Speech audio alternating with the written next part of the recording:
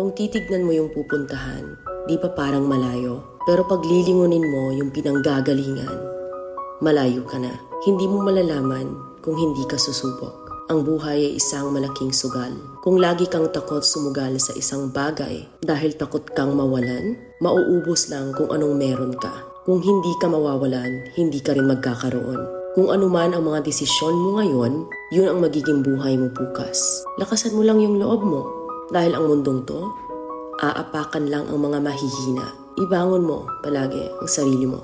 Balang araw, magugulat ka na lang na ang layo na pala ng narating mo. Kahit mabagal ang progress, basta may usad at kumikilos ka, okay na yan. Wala tayong magagawa. Ganyan talaga ang proseso ng buhay. Lahat tayo nakakaranas ng hirap. Hindi natin alam kung hanggang kailan tayo dito sa mundo. Kaya mas piliin mo maging mabuting tao. Ang pinakayaman na maituturing natin sa sarili ay ang ating mga pangarap. Kapag handa kang abutin yung mga pangarap mo, hinding-hindi ka maghihirap. Kung lagi kang may pinagdaanan sa buhay or pagsubok.